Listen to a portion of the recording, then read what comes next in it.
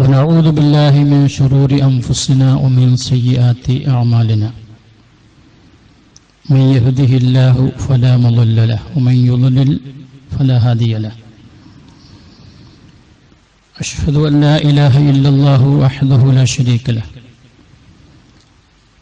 وأشهد أن محمدا عبده ورسوله أرسله بالهدى ودين الحق ليظهره على الدين كله ولو كره المشركون. اللهم صل على محمد وعلى آل محمد كما صليت على إبراهيم وعلى آل إبراهيم إنك حميد مجيد. اللهم بارك على محمد وعلى آل محمد كما باركت على إبراهيم وعلى آل إبراهيم إنك حميد مجيد. أما بعد فإن خير الحديث كتاب الله وخير الهدي هدي محمد صلى الله عليه وسلم وشر الأمور محدثاتها وكل بدعة ضلالة. عباد الله اتقوا الله واعلموا أنكم إليه تحشرون. أعوذ بالله من الشيطان الرجيم. يا أيتها النفس المطمئنة ارجعي إلى ربك راضية مرضية فادخلي في عبادي وادخلي جنتي. സത്യവിശ്വാസികളായ സഹോദരന്മാരെ, അല്ലാഹുവിൻ്റെ വിധികളും വിലക്കുകളും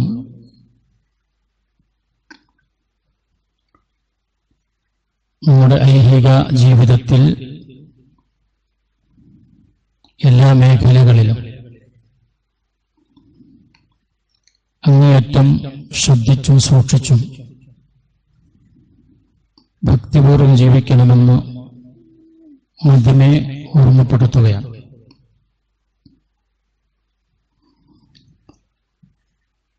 ഒരു മാതാവിനും തൻ്റെ കുഞ്ഞ് കരയുന്നത് സന്തോഷമായി അനുഭവപ്പെടില്ല. ഞാൻ കുഞ്ഞു വലുതായി എത്ര പ്രായം ചെന്നാലും ശരി,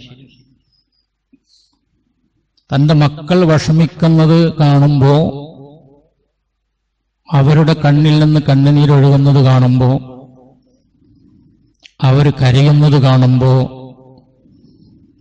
അതിൽ സന്തോഷിക്കാനും ആനന്ദിക്കാനും ഒരു മാതാവിനും അല്ലെങ്കിൽ ഒരു പിതാവിനും സാധ്യമാവില്ല. അവരാ ദുഃഖത്തിൽ പങ്കുചേരുകയും അത് അവരുടെ മനസ്സിനെ വല്ലാതെ സ്വാധീനിക്കുകയും അത് അവരെ വളരെയധികം നൊമ്പരപ്പെടുത്തുകയും ആണ് ചെയ്യുക. ഇതൊരു സർവ്വസാധാരണമായ അനുഭവമാണ്, ഒരു പുതിയ അറിവല്ല. എന്നാൽ ഒരു കുഞ്ഞ് കരയുമ്പോൾ ഉമ്മ ചിരിക്കുന്ന ഒരു സന്ദർഭം, കുഞ്ഞു വല്ലാതെ കരയാണ്, കാലിട്ടടിച്ച് കരയാണ്, പക്ഷെ ഉമ്മ ചിരിക്കുകയാണ്, അല്ലെങ്കിൽ ഉപ്പ ചിരിക്കുകയാണ്, ബന്ധപ്പെട്ടവരൊക്കെ ചിരിക്കുകയാണ്. അതെപ്പോഴാ? ആ കുഞ്ഞ് പിറന്നു വീഴുന്ന സമയത്ത്.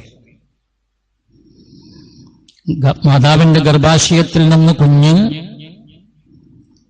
ഈ ലോകത്തേക്ക് പിറന്നു വീഴുമ്പോൾ അവൻ അല്ലെങ്കിൽ അവൾ വല്ലാതെ കരഞ്ഞുകൊണ്ടാണ്, അട്ടഹസിച്ചുകൊണ്ടാണ് പിറന്നു വീഴുക.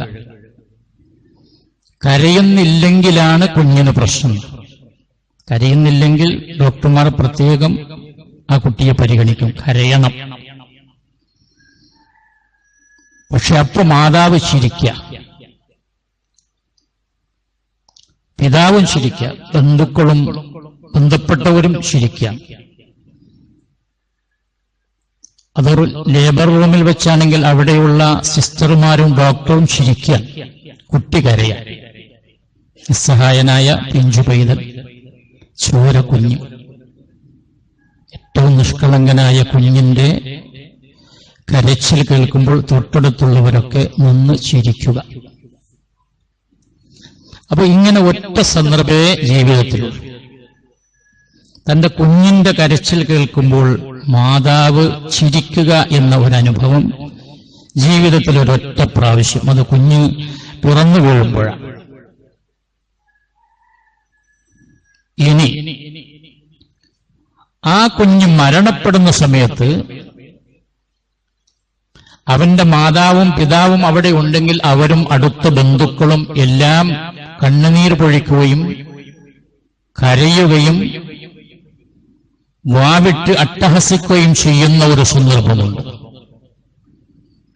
ആ സമയത്ത് ആ കുട്ടിക്ക്, അന്ന് ജനിച്ച ആ കുട്ടിക്ക് ചിരിച്ചുകൊണ്ട് മരിക്കാൻ കഴിയണം. ഇങ്ങോട്ട് വന്നപ്പോൾ കരഞ്ഞ കുഞ്ഞ് അങ്ങോട്ട് പോകുമ്പോൾ ചിരിച്ചു പോകണം. ഇങ്ങോട്ട് വന്നപ്പോൾ ചിരിച്ച ബന്ധുക്കൾ അങ്ങോട്ട് പോകുമ്പോൾ സ്വാഭാവികമായും കരയും. ഇതിനാണ് നമ്മൾ പ്രവർത്തിക്കേണ്ടത്. ഒരു കവി അത് ഇപ്രകാരം പറഞ്ഞു: വലദത്തുക ഉമ്മുക യബ്ന ആദമ ബാക്കിയ വന്നാസു ഹൗലക യദ്ഹകൂന സുറൂറ ഫജ്ഹദ് ലിനഫ്സിക അൻ തകൂന ഇദാ ബഖൗ ഫീ ഹാലി മൗതിക ലാഹികം മസ്റൂറ. വലദത്തുക ഉമ്മുക യബ്ന ആദം, ഓ മനുഷ്യപുത്ര, നിന്റെ ഉമ്മ നിന്നെ പ്രസവിച്ചത് ബാക്കിയൻ, നീ കരഞ്ഞുകൊണ്ടായിരുന്നു. കുഞ്ഞ് പ്രസവിക്കപ്പെട്ട സമയത്ത് കുഞ്ഞ് കരയുകയായിരുന്നു. എന്താണ് അതിന്റെ കാരണം അല്ലെങ്കിൽ വിശദാംശം, അവിടേക്ക് ഇപ്പൊ നമ്മൾ പോകുന്നില്ല. പക്ഷെ കരഞ്ഞുകൊണ്ടാണ് പിറന്നു വീഴുന്നത്. എന്നാലോ വന്നാസു ഹൗലക യദ്ഹകൂന സുറൂറ, നിന്റെ മാതാവടക്കമുള്ള അവിടെ സന്നിഹിതരായ ആളുകളും ആ വിവരം അറിഞ്ഞവരും വല്ലാത്ത സന്തോഷത്തിലും ആനന്ദത്തിലും ചിരിയിലും ആണ്.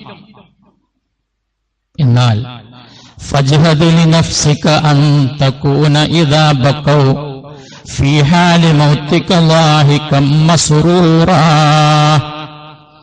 ഇനി നീ ഈ ലോകത്തോട് വിട പറയുന്ന നിന്റെ ജീവിതത്തിന്റെ അവസാന ഘട്ടത്തിൽ നീ ചിരിച്ചുകൊണ്ട് മരണപ്പെട്ടു പോകാൻ വേണ്ടി പ്രവർത്തിച്ചുകൊള്ളുക.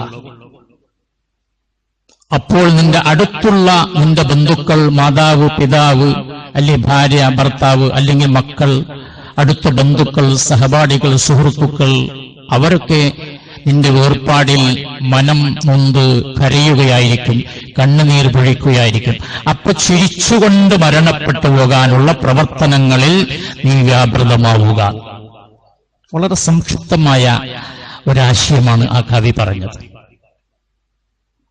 ഇത് നമ്മളോട് എല്ലാവരോടുമുള്ള ഒരു നിർദ്ദേശമാണ്. കരഞ്ഞുകൊണ്ട് വന്ന നമ്മൾ ചിരിച്ചുകൊണ്ട് ഇവിടെ നിന്ന് പോകണം. ചിരിപ്പിച്ചു വന്ന നമ്മൾ കരയിപ്പിച്ചുകൊണ്ടാണ് വിട്ടുപോകുന്നത്. അപ്പൊ ആ കൂട്ടത്തിൽ നമ്മളും കരയുന്നവരാകരുത്. ഇങ്ങോട്ട് വന്നപ്പോ നമ്മൾ ചിരിച്ചവരായിരുന്നില്ല മറ്റവരുടെ കൂടെ. അതേപോലെ നമ്മൾ അങ്ങോട്ട് പോകുമ്പോ കരയുന്നവനായിട്ട് മരിച്ചു പോകരുത്. ചിരിച്ചുകൊണ്ട് മരണപ്പെട്ടു പോകണം. എങ്ങനെയാ ചിരിച്ചുകൊണ്ട് മരണപ്പെട്ടു പോവുക? അത് മരണത്തിന്റെ അതിശക്തമായ തിക്തമായ ആ വേദനയും നമ്മുടെ ശരീരത്തോട് 70 അല്ലെങ്കിൽ 80, 60 കൊല്ലം ദൃഢമായി ബന്ധപ്പെട്ട് കിടന്നിരുന്ന ആത്മാവ് നമ്മുടെ ശരീരത്തിൽ നിന്ന് കൂടൊഴിയുകയും ചെയ്യുമ്പോൾ സ്വാഭാവികമായും മാനസികമായും ശാരീരികമായും അസഹ്യമായ വേദനയും അതേപോലെ തന്നെ ദുഃഖവും നിരാശയും ഒക്കെ ഉണ്ടാവും. പക്ഷേ നേരത്തെ പറഞ്ഞല്ലോ, ചിരിച്ചുകൊണ്ട് മരണപ്പെട്ടു പോകാൻ പരിശ്രമിക്കണം എന്ന്. അങ്ങനെ പരിശ്രമിച്ച വ്യക്തി അപ്പോൾ ചിരിച്ചുകൊണ്ട് മരണപ്പെടുക. കാരണം അവന്റെ മുമ്പിൽ ഈ മരണമെന്ന കവാടം അങ്ങ് കഴിഞ്ഞാൽ അവന് പ്രവേശിക്കാനുള്ള അനുഭൂതിയുടെ ലോകമായ സ്വർഗത്തിലേക്കൊരു കവാടം തുറക്കപ്പെട്ടിരിക്കുക. അതിങ്ങനെ കാണുമ്പോ അവന് സന്തോഷമാണ്, ആഹ്ലാദമാണ്, ആനന്ദമാണ്. അവന്റെ ഉള്ളിൽ, അവന്റെ അന്തർഭാഗത്ത് ചിരിയാണ്. നമ്മളൊക്കെ കരയുന്നുണ്ടാകാം, നമ്മളൊക്കെ വേദനിക്കുന്നുണ്ടാകാം, പരസ്പരം നോക്കുന്നുണ്ടാകാം, ഇവന്റെ വേർപാടിൽ പ്രയാസങ്ങൾ പങ്കുവെക്കുന്നവരുണ്ടാകാം. അവന്റെ പല കാര്യങ്ങളും പറഞ്ഞുകൊണ്ട് നമ്മൾ അവന്റെ ഓർമ്മ പുതുക്കുന്നുണ്ടാകാം. പക്ഷെ അവൻ ഇവിടെയല്ല, അവൻ മറ്റൊരു ലോകത്താണ്. അവന്റെ ദൃഷ്ടി, അവന്റെ ശ്രദ്ധ, അവൻ പ്രവേശിക്കാനിരിക്കുന്ന, അവന് ലഭിക്കാനിരിക്കുന്ന അനന്തമായ സ്വർഗലോകത്തിലാണ് അവന്റെ കണ്ണ്. അതുകൊണ്ട് അവൻ കരഞ്ഞുപോകും, ചിരിച്ചുകൊണ്ട് മരണപ്പെട്ടു പോകും, സമാധാനത്തോടുകൂടി മരണപ്പെട്ടു പോകുന്നു, വളരെ സ്വസ്ഥമായിട്ട് പോകുന്നു. കഴിഞ്ഞ ആഴ്ച നാം പറഞ്ഞോ എന്നറിയില്ല. മഹാന്മാരായ പണ്ഡിതന്മാർ പറഞ്ഞിട്ടുള്ളത്, ഒരാൾ മരണപ്പെടുമ്പോ വൈകുന്നേരം വരെ കൂലി ചെയ്ത ഒരു മനുഷ്യൻ കൂലി വാങ്ങാൻ പോകുന്ന സന്തോഷത്തോടു കൂടിയാണ്. 60-70 കൊല്ലം ഇവിടെ ജീവിച്ചിട്ട് ചിരിയോടുകൂടി മരണപ്പെട്ടു പോകാൻ വേണ്ടി, പ്രവർത്തിക്കാൻ വേണ്ടി പറഞ്ഞില്ലേ, ആ പ്രവർത്തനത്തിന്റെ പ്രതിഫലം വാങ്ങാൻ വേണ്ടി അതിന് കൈനീട്ടി പോവുകയാണിവൻ. ആ പ്രതിഫലം അവൻ മുന്നിൽ കാണുകയാണ്. അത് മാല ഐനും റഅത്ത്, ഇന്നുവരെ ഒരു കണ്ണും കണ്ടിട്ടില്ലാത്ത പ്രതിഫലമാണ്. വലാ ഉദുനു സമിഅത്ത്, ഒരു കാതും കേട്ടിട്ടില്ലാത്ത പ്രതിഫലമാണ്. വലാ ഖതറ ബിബാലി അഹദിക്കും, നിങ്ങളിൽ ഒരാൾക്കും ഭാവിക്കാൻ കഴിയാത്ത സുഖസൗഖ്യങ്ങളുടെ കേദാരമായ സ്വർഗലോകമാണ്. അതിലേക്കുള്ള കവാടമാണ് തുറക്കപ്പെട്ടിരിക്കുന്നത്. ഇതാ ഈ മരണത്തിന് ശേഷം നിനക്ക് പ്രവേശിക്കാനുള്ളത്, ശാശ്വതമായി കഴിയാനുള്ളത് ഈ ലോകമാണ് എന്ന് പറഞ്ഞ് അത് കാണിച്ച് അതിലെ ആനന്ദപൂർണമായ ജീവിതം കണ്ട് ചിരിച്ച് സന്തോഷത്തോടു കൂടി പോകാൻ നമുക്ക് സാധിക്കണം. അതാണ് കവി പറഞ്ഞത്. അത് കവിയുടെ ആശയമല്ലല്ലോ, അത് വിശുദ്ധ ഖുർആനിന്റെ ആശയമാണ്. നമ്മുടെ ജീവിതം എന്നത് നമുക്കറിയാം വളരെ ഹ്രസ്വമായൊരു കാലഘട്ടമാണ്. അനന്തമായ കാലപ്രവാഹത്തിൽ ഒരു മനുഷ്യ ജീവിതം എന്ന് പറയുന്നത് ഒരു മിന്നൽ പിണർ പോലെയാണ്. ഒരു ഇടിവാള് മിന്നൂലെ, അത്ര സമയമുള്ളൂ. അനന്തമായി കിടക്കുന്ന ഈ കാലഗതിയെ സംബന്ധിച്ച് നമ്മുടെ ഒരു പുരുഷായുസ് എന്ന് പറയുന്നത് ഇനി 60-70 കൊല്ലം ജീവിച്ചാൽ തന്നെ യഥാർത്ഥത്തിൽ ഒരു മിന്നൽ പിണർ പോലെയുള്ളൂ, ഒരു വെള്ളത്തിലെ കുമിള പോലെയുള്ളൂ. സെക്കൻഡുകൾ കൊണ്ട് അത് ഉടഞ്ഞു പൊട്ടിപ്പോകും. അത്രയേ ഉള്ളൂ യഥാർത്ഥത്തിൽ ജീവിതം. ഇദാ ആശൽ ഫതാ 60 ആമ ഫനിസ്ഫുൽ ലൈലി യംഹഖുൽ ലയാലി ഫനിസ്ഫുൽ ഉംരി യംഹഖുൽ ലയാലി. ഒരു പുരുഷൻ ഒരു 60 വയസ്സ് വരെ ജീവിച്ചാൽ പോലും അതിന്റെ പകുതി കാലം രാത്രിയായി, ഉറക്കമായി, വിശ്രമമായി, ക്ഷീണമായി അങ്ങനെ പോകും. ബാക്കി പകുതിയാണുള്ളത്. ബാക്കി പകുതി എന്ന് പറയുമ്പോൾ അവനൊരു വിവേകം എത്തണമെങ്കിൽ ഒരു 15 വയസ്സ് വേണം. അവിടെ നിന്ന് അങ്ങോട്ട് 60 വയസ്സ് വരെയാണ്. അതൊരു 45 വയസ്സാകുമ്പോൾ രോഗങ്ങൾ ഗ്രസിച്ച് രോഗത്തിന്റെ ഗോഡൌണുകളായി, പിന്നെ ആരാധനകളിലും മറ്റും ഏകാഗ്രതയും ഉന്മേഷവും കുറഞ്ഞുള്ള ഒരു ജീവിതമാണ്. അപ്പൊ ചുരുക്കത്തിൽ നമ്മുടെ ജീവിതം വളരെ സൃഷ്ടിച്ചതാണ്. മഹാനായ ഇമാം ഗസ്സാലി റഹ്മത്തുള്ളാഹി അലൈഹി ജീവിതത്തെ ഇപ്രകാരം വിശദീകരിക്കുന്നു: ഒരു വൃക്ഷത്തിൽ നിന്ന് മറ്റൊരു വൃക്ഷത്തിലേക്ക് നീട്ടിക്കെട്ടിയ ഒരു കയറ് പോലെ. ആ കയറിന്റെ ഓരോ കഷ്ണം കത്രിക കൊണ്ട് ഓരോ ദിവസവും വെട്ടിമുറിക്കുകയാണ്. ഏതാനും ദിവസങ്ങൾ കഴിയുമ്പോൾ ഈ അറ്റം മുതൽ വെട്ടി മറ്റേ അറ്റത്തെത്തുമ്പോൾ ജീവിതം അവസാനിച്ചു. ഇമാം ഗസ്സാലി മറ്റൊരു ഉദാഹരണം കൂടി പറഞ്ഞിട്ടുണ്ട്, നിങ്ങളത് കേട്ട് കാണും. ഐഹിക ജീവിതത്തിന്റെ ഉദാഹരണം അദ്ദേഹം പറയാണ്. ഒരു മനുഷ്യൻ ഒരു മൈതാനിയിലൂടെ സഞ്ചരിച്ചുകൊണ്ടിരിക്കുകയാണ് ഏകനായി. ആ സമയത്താണ് അവനെ പിടികൂടാൻ വേണ്ടി ഒരു സിംഹം അവന്റെ പിന്നാലെ വരുന്നു. സിംഹത്തിന്റെ മർദ്ദനത്തിൽ നിന്ന് അവൻ അതിന്റെ പിടുത്തത്തിൽ നിന്ന് രക്ഷപ്പെടുന്നതിന് വേണ്ടി സകല ശക്തിയും ഉപയോഗപ്പെടുത്തി ഇയാൾ ഓടുകയാണ്. ധൃതി പിടിച്ച പരിസരബോധം മറന്ന ഓട്ടത്തിനിടയിൽ അയാളുടെ ശ്രദ്ധയിൽപ്പെട്ടില്ല, അയാൾ ഒരു പൊട്ടക്കിണറ്റിലേക്ക് പെട്ടെന്ന് വീണുപോയി. പക്ഷേ വീണ സമയത്ത് അദ്ദേഹത്തിന് ആ പൊട്ടക്കിണറ്റിന്റെ വക്കിൽ നിലകൊള്ളുന്ന ഒരു വൃക്ഷത്തിന്റെ ഒരു വേര് കയ്യിൽ പിടിച്ചു. ആ വേരിൽ തൂങ്ങി അയാളിങ്ങനെ നിൽക്കുകയാണ്. അപ്പോഴേക്കും സിംഹം അയാളുടെ അരികിലെത്തി, ഈ പൊട്ടക്കിണറിന്റെ വക്കിലെത്തി. സിംഹം വാ പൊളിച്ച് ഉഗ്രകോപത്തോടെ പൂർണ്ണ ശൗര്യത്തോടെ ഇയാളെ കൊന്നൊടുക്കാനുള്ള, തിന്നുകളയാനുള്ള ആ വ്യഗ്രതയിൽ ഇങ്ങനെ നിൽക്കുകയാണ്. അപ്പോഴാണ് ഈ വേരിൽ തൂങ്ങി ഇങ്ങനെ നിൽക്കുന്നത്.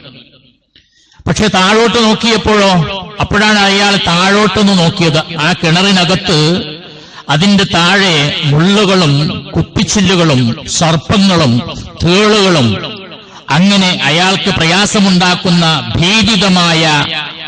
ഭീതിജനകമായ അന്തരീക്ഷമുള്ള അക്രമോത്സുകമായ ജീവജാലങ്ങളാണ്, സർപ്പങ്ങളാണ്, കല്ലുകളാണ്, മുള്ളുകളാണ്, കുപ്പിച്ചില്ലുകളാണ്. താഴോട്ട് വീണാൽ ജീവിതം അപകടത്തിലാണ്. അപ്പൊ തൽക്കാലം ഒരു ആശ്വാസം എന്ന നിലക്ക് ഈ വേരിൽ തൂങ്ങിങ്ങനെ നിൽക്കുമ്പോഴാണ് അയാൾ ഒരു കാഴ്ച കാണുന്നത്. അതെന്താണ്? ആ മരത്തിൽ നിന്ന് കിണറിലേക്ക് തൂങ്ങി നിൽക്കുന്ന ഈ വേര് 2 എലികൾ വന്ന് കാർന്നു തിന്നുകൊണ്ടിരിക്കുകയാണ്. കറുത്തതും വെളുത്തതുമായ 2 എലികൾ. ആ എലികൾ ഈ വൃക്ഷത്തിന്റെ ഈ കൊമ്പ് ഈ വേരിങ്ങനെ കാർന്നു തിന്നുകൊണ്ടിരിക്കുകയാണ്. ഏതാനും ദിവസമോ നിമിഷമോ കഴിയുമ്പോ ഈ വേരറ്റ് അയാൾ ഈ അഗാധമായ ഗർത്തത്തിലേക്ക് പോകും.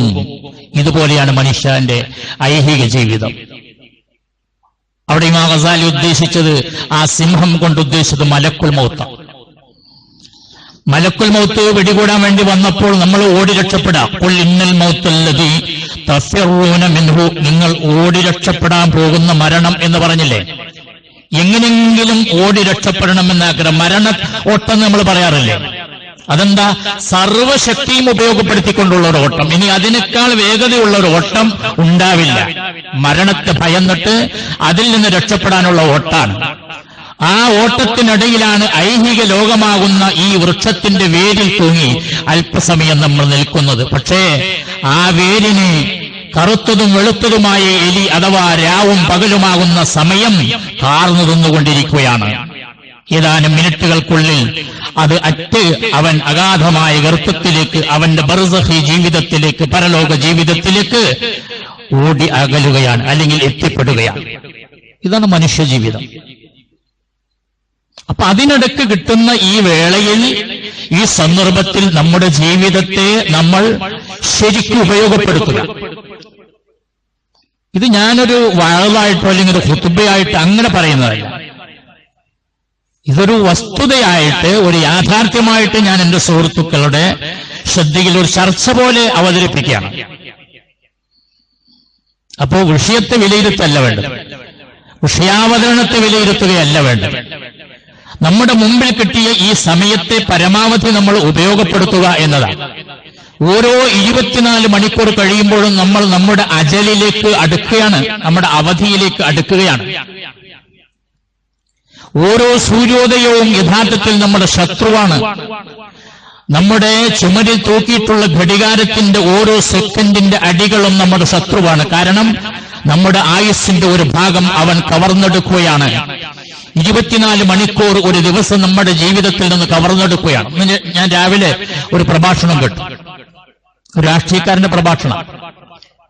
അതിൽ അദ്ദേഹം പറയുന്നത് 70 വയസ്സുവരെ ഒരാൾ ജീവിച്ചാൽ 25,550 ദിവസമാണുള്ളത്. 70 വയസ്സുവരെ ഒരാൾ ജീവിച്ചാൽ 25,550 ദിവസം. അത്രയാണ് ഒരു 70 വയസ്സുവരെ ജീവിക്കുന്ന ആളുടെ ആയുസ്. ആ ആയുസ്സിനടുത്ത് നമുക്കറിയാമല്ലോ, നമ്മുടെ ജീവിതത്തിന്റെ നല്ല ഒരു ഭാഗം, നമ്മൾ സിംഹഭാഗം എന്ന് പറയും. നമ്മൾ എന്തിനാ ഉപയോഗപ്പെടുത്തുന്നത്? നമ്മളൊക്കെ പറയുന്ന ഈ അരച്ചാണ് വയറിന്, അല്ലെങ്കിൽ നമ്മുടെ കുടുംബാംഗങ്ങൾക്ക് വേണ്ടി. ഈ അരച്ചാൻ വയറിന്റെ പ്രശ്നം എന്താ? നമ്മൾ വലിച്ച ശ്വാസം താഴോട്ട് വന്നെങ്കിൽ മാത്രമേ ആ അരച്ചാണിന് വേണ്ടി നമ്മൾ പ്രവർത്തിക്കേണ്ടതുള്ളൂ. നമ്മുടെ ഹൃദയമിടിപ്പ് ഒരു മിനിറ്റിൽ 72 ഒരു സെക്കൻഡിൽ ഒരു മിനിറ്റിൽ 72 പ്രാവശ്യം നമ്മൾ പറഞ്ഞിട്ടുണ്ട്. അത് ആണ് നിലച്ചാൽ ലോകം മുഴുവൻ എല്ലാ ശക്തി ഉപയോഗപ്പെടുത്തിയിട്ടത് വീണ്ടെടുക്കാൻ വേണ്ടി ശ്രമിച്ചാൽ സാധിക്കില്ല. ആ സ്പന്ദനം നിൽക്കുന്നതിന് മുമ്പ്, ആ ശ്വാസോച്ഛ്വാസം അവസാനിക്കുന്നതിന് മുമ്പ് വരാനിരിക്കുന്ന നീണ്ട ലോകത്തേക്ക് നമ്മൾ എന്ത് വേണ്ടി പ്രവർത്തിച്ചിട്ട് വെച്ചിട്ടുണ്ട്, അതാണ് പ്രശ്നം. അങ്ങനെ പ്രവർത്തിച്ചിട്ടുണ്ടെങ്കിൽ നമുക്ക് ചിരിച്ചു മരിക്കാൻ കഴിയൂ. അല്ലെങ്കിൽ നമ്മുടെ തൊട്ടടുത്തിരിക്കുന്ന ആളുകളുണ്ടല്ലോ, അവർ കരയുന്നതിനേക്കാൾ അതിശക്തമായ ഭാഷയിൽ നമ്മൾ കരയേണ്ടി വരും. ആ കരച്ചിലെങ്ങാനും ആ ചുറ്റുപാടുമുള്ള ആളുകൾ കേൾക്കുകയാണെങ്കിൽ അവർ ബോധരഹിതരായി വീഴും. കാരണം ഐഹിക ലോകത്തു നിന്ന് വിട്ട് ഇനി നമ്മുടെ ഒരു സ്വാധീനത്തിനും വകയില്ലാത്ത അള്ളാഹുവിന്റെ തീരുമാനങ്ങൾ മാത്രം നടക്കുന്ന ലോകത്തേക്ക് നമ്മളതാ എത്തിപ്പെടുകയാണ്. അവിടെ വരാനിരിക്കുന്ന ഭവിഷ്യത്തുകളെ തടയാൻ ഒരാൾക്കും സാധ്യമല്ല. അതുകൊണ്ട് ആ ലോകത്തേക്കുള്ള നമ്മുടെ പ്രവേശം നരകത്തിന്റെ ചിത്രം കണ്ടുകൊണ്ടാണ്, അവിടേക്കുള്ള കവാടം തുറക്കപ്പെട്ടുകൊണ്ടാണെങ്കിൽ ആ സമയത്ത് നമുക്ക് അട്ടഹസിക്കാൻ കഴിയുകയാണെങ്കിൽ ആ അട്ടഹാസം കേട്ടാൽ അവിടെ കൂടിയ മുഴുവൻ ആളുകളും ബോധരഹിതരായി വീഴും. പക്ഷേ നമ്മുടെ ശരീരത്തിന്റെ സർവ്വ സെല്ലുകളും തളർന്നുപോയ കാരണത്താൽ 1000 സൂചിമുനകൾ കൊണ്ട് ഒന്നിച്ചു കുത്തുന്ന നോവാണ് ശരീരത്തിന്റെ ഓരോ രോമകൂപങ്ങളിലും മരണവുമായി ബന്ധപ്പെടുന്ന സമയത്ത്, പ്രത്യേകിച്ച് അവിശ്വാസികൾക്ക്. ആ സമയത്തെങ്ങാനും അവൻ കരയുകയാണെങ്കിൽ, നമ്മൾ കരയുകയാണെങ്കിൽ സഹോദരങ്ങളെ, അവിടെ കൂടിയ ആളുകൾ ബോധരഹിതരാകും. ഫലൗലാ ഇദാ ബലഗത്തിൽ ഹുൽഖൂം വഅൻതും ഹീനൈദിൻ തൻദുറൂൻ വനഹ്നു അഖറബു ഇലൈഹി മിൻകും വലാകിൻ ലാ തുബ്സിറൂൻ.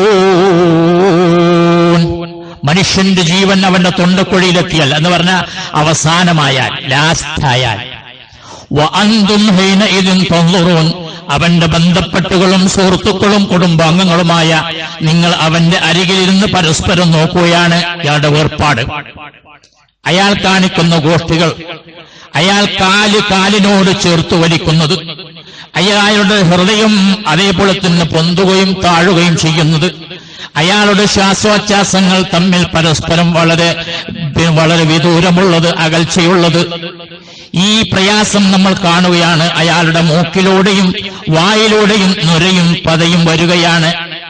പലപ്പോഴും നമ്മൾ അറിയാതെ കാഷ്ടിക്കുകയും മൂത്രിക്കുകയും ചെയ്യുകയാണ്. അപൂർവം ചില ആളെങ്കിലും സ്ഖലനം പോലും വന്നു പോവുകയാണ്.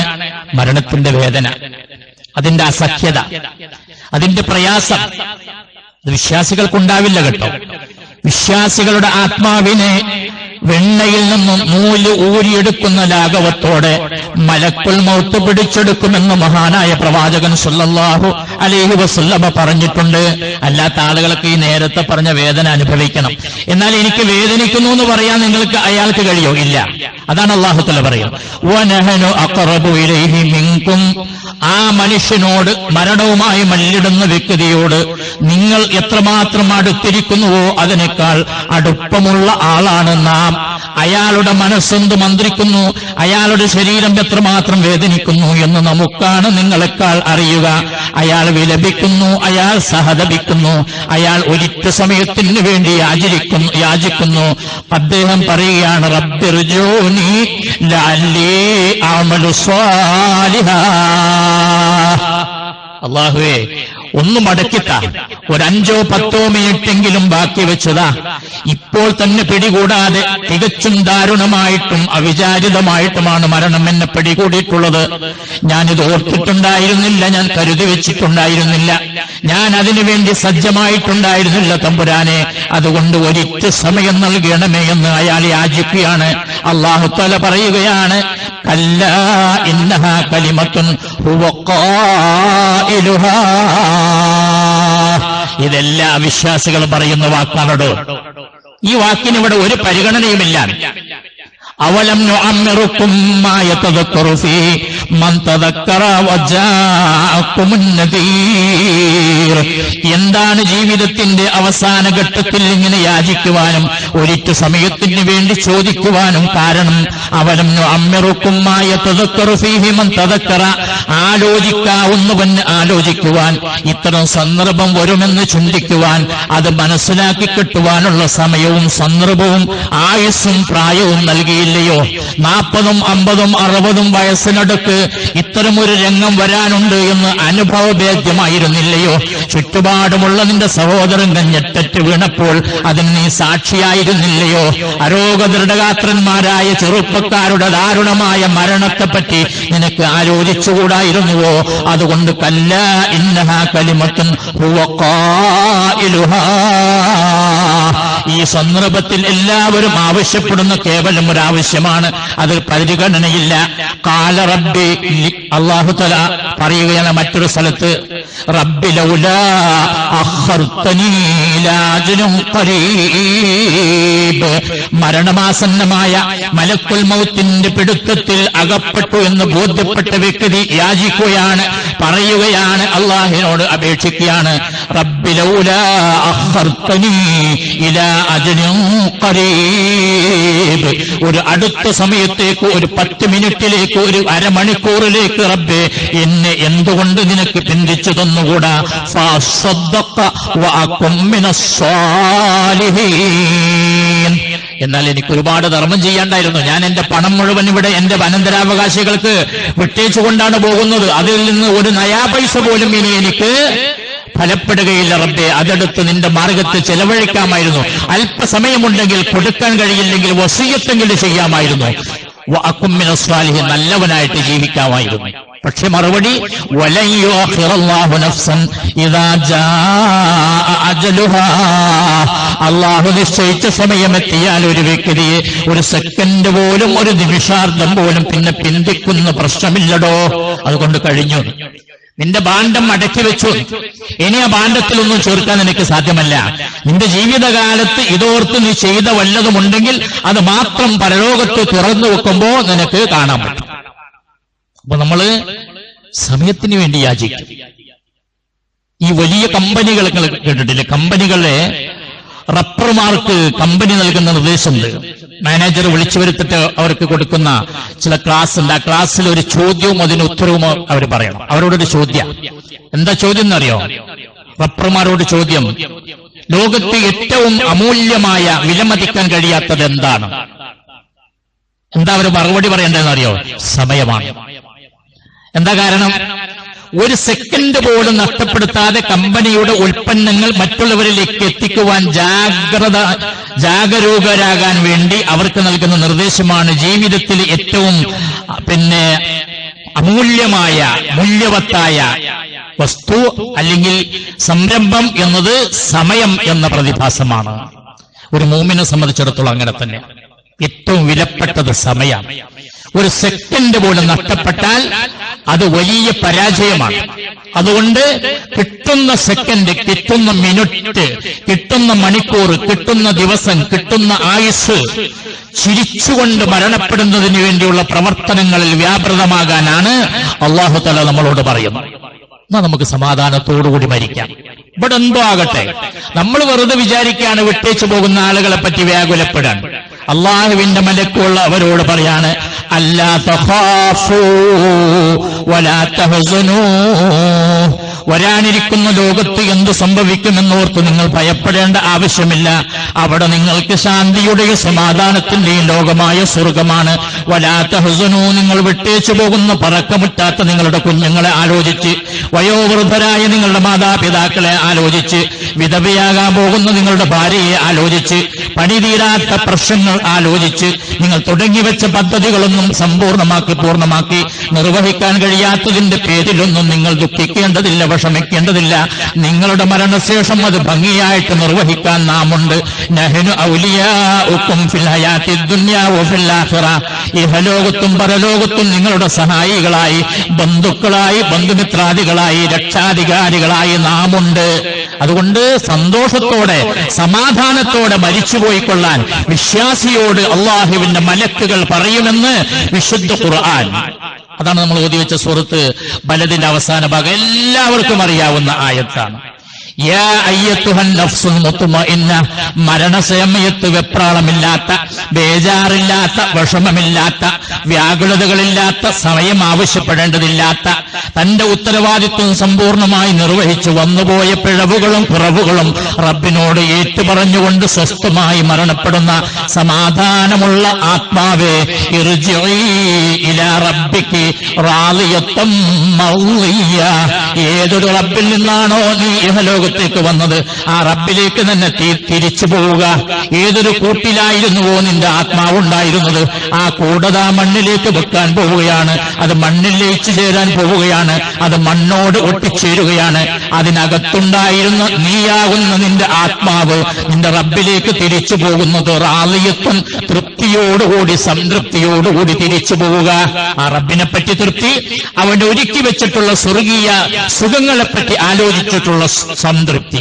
മർളിയത്തൻ, നിന്റെ ഇഹലോകത്ത് നിന്റെ പ്രവർത്തനങ്ങൾ കാരണം, നിന്റെ ഈമാനിന്റെ ശക്തി കാരണം, നിന്റെ അഅ്മാൽ സ്വാലിഹാത്തിന്റെ ആധിക്യം കാരണം, നിന്റെ മനസ്സിന്റെ ആത്മാർത്ഥത കാരണം, നിന്റെ നിഷ്കളങ്കത കാരണം ആ റബ്ബ് നിന്നെയും തൃപ്തിപ്പെട്ടിട്ടുണ്ട്.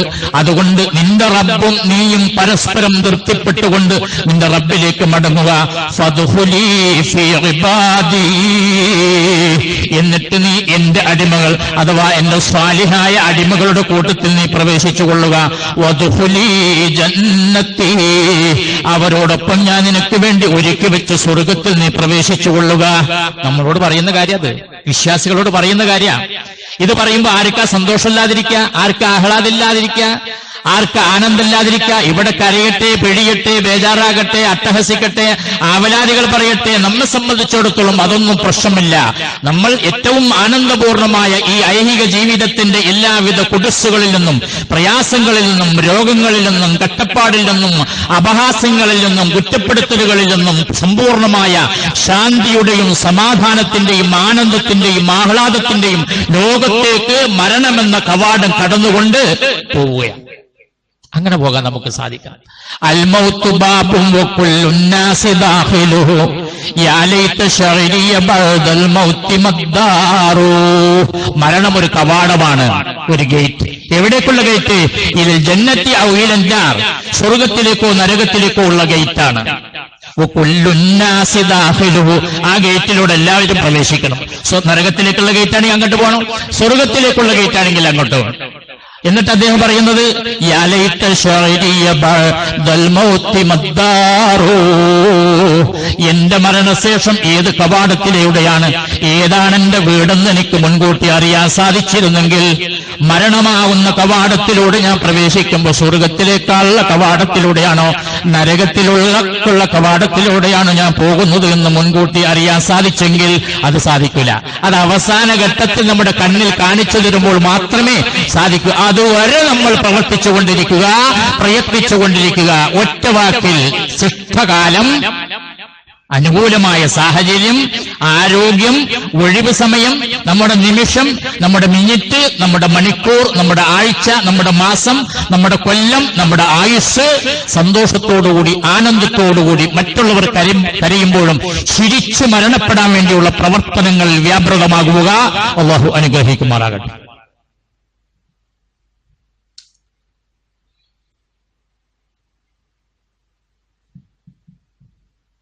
അൽഹംദുലില്ലാഹ്. അല്ലാഹുമ്മ സ്വല്ലി അലാ മുഹമ്മദ്. ഇത്തഖുല്ലാഹ ഇബാദത്ത്.